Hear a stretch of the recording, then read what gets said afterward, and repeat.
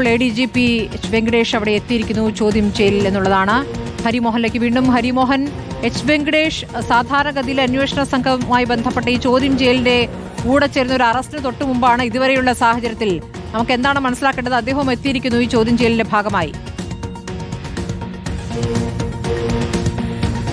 അത് കൃത്യമാണ് സ്മൃതി. സാധാരണ അങ്ങനെയാണ് ADGP, അതായത് അന്വേഷണ സംഘ തലവനായിട്ടുള്ള ADGP വരുന്ന സാഹചര്യങ്ങളിലൊക്കെ അങ്ങനെ തന്നെയാണ് സംഭവിക്കാറുള്ളത്. നിർണായകമായിട്ടുള്ള നീക്കങ്ങളൊക്കെ തന്നെ ക്രൈംബ്രാഞ്ച് ഓഫീസിൽ നടക്കുന്ന ദിവസങ്ങളൊക്കെ തന്നെ ADGP ഇവിടെ സാന്നിധ്യം ഇവിടെ ഉണ്ടാകാറുമുണ്ട്. പക്ഷേ ഇന്നിപ്പോൾ ഒരുപക്ഷെ ഒരു വലിയ അഭിഭാഷക സംഘവുമായിട്ടാണ്, 4 അഭിഭാഷകരടങ്ങുന്ന ഒരു സംഘവുമായിട്ടാണ് ഡി മണി ഇവിടെ എത്തിച്ചേർന്നത്. അതുകൊണ്ടൊക്കെ ആവാം ഒരുപക്ഷെ അതിന്റെ നിയമപരമായിട്ടുള്ള കാര്യങ്ങൾ, ഒപ്പം തന്നെ രേഖകൾ പരിശോധിക്കുന്നത് തുടങ്ങിയ അന്തർ സംസ്ഥാന ബന്ധത്തെക്കുറിച്ചൊക്കെയുള്ള ചില സംശയങ്ങളാവാം. അതുകൊണ്ടാവാം 2 SP മാരും ADGPയുടെ സാന്നിധ്യം ഇവിടെ ആഗ്രഹിച്ചതും. അവർ ഒരുപക്ഷെ ആ തരത്തിലായിരിക്കാം ഇവിടെ ഇപ്പോൾ തുടർന്നുള്ള നീക്കങ്ങളൊക്കെ നടക്കുകയും ചെയ്യുക എന്നുള്ളതാണ് മനസ്സിലാക്കുന്നത്. പക്ഷേ അതൊരു അപ്രതീക്ഷിത നീക്കമായിരുന്നു. സാധാരണഗതിയിൽ അങ്ങനെയൊന്നും ഉണ്ടാവാറുമില്ലാത്തതാണ്. പക്ഷേ ഡി മണിയെ പ്രാഥമികമായി ഒരു അരമണിക്കൂർ നേരം ആ മുറിയിൽ ഇരുത്തിക്കൊണ്ട് ചില കാര്യങ്ങൾ ചോദിച്ചറിഞ്ഞ ശേഷം പിന്നീടാണ് ADGP വെങ്കടേഷ് എത്തിച്ചേർന്നത്. അദ്ദേഹവുമായി ഇനി ഇതുമായി ബന്ധപ്പെട്ട കാര്യങ്ങൾ, രേഖകളൊക്കെ തന്നെ പരിശോധിക്കും. അതല്ലെങ്കിൽ കൂടുതൽ എന്തെങ്കിലും കാര്യങ്ങൾ മണിക്ക് പറയാനുണ്ടാകുമോ എന്നുള്ള ഒരു സംശയം കൂടി ഈ സമയത്ത് ഉയർന്നു വരുന്നുണ്ട്.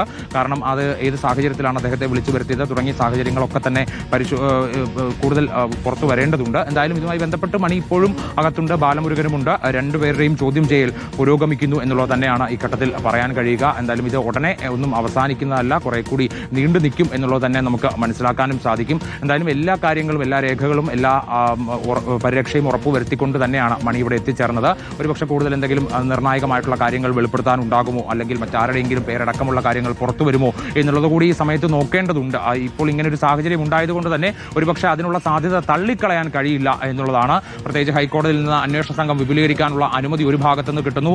കോടതിയിൽ പത്മകുമാറിന്റെ ജാമ്യാപേക്ഷയുമായി ബന്ധപ്പെട്ട കാര്യങ്ങൾ നടക്കുന്നു. അപ്പോൾ ഇത്തരത്തിൽ നിർണായകമായ ഒരു ദിവസം അന്വേഷണ സംഘം മുഴുവൻ, ഏറെക്കുറെ സംഘം മുഴുവൻ ക്രൈംബ്രാഞ്ച് ഓഫീസിൽ ഉണ്ട് എന്നുള്ളത് തന്നെയാണ് വളരെ പ്രധാനപ്പെട്ട ഒരു കാര്യമെന്ന് പറയുന്നത്. 2 SP മാരും സാധാരണ ഈ ഇടക്കാല റിപ്പോർട്ടൊക്കെ കൊടുക്കുന്ന ദിവസം, ഹൈക്കോടതി കേസ് പരിഗണിക്കുന്ന ദിവസം SP ശശിധരൻ അങ്ങോട്ടേക്ക് പോകാറുണ്ട്, കൊച്ചിയിലേക്ക് വരാറുള്ളതാണ്. പക്ഷേ ഇന്നിപ്പോൾ ഇവിടെ തന്നെ നിലയുറപ്പിക്കാനാണ്. ഡി മണി വരുമ്പോൾ ഇവിടെ അന്വേഷണ ഉദ്യോഗസ്ഥനും അന്വേഷണ സംഘത്തലവനും മറ്റു ഉദ്യോഗസ്ഥരും എല്ലാം ഇവിടെ തന്നെ ഉണ്ടാകണമെന്നുള്ള ഒരു നിർദ്ദേശത്തിന്റെ അടിസ്ഥാനത്തിൽ കൂടിയാണ് ഇത്തരം ഒരു നീക്കം, അല്ലെങ്കിൽ ഉദ്യോഗസ്ഥരെല്ലാം തന്നെ ഇവിടെ തുടരുന്നത് എന്നാണ് നമുക്ക് മനസ്സിലാക്കാൻ സാധിക്കുന്നത്.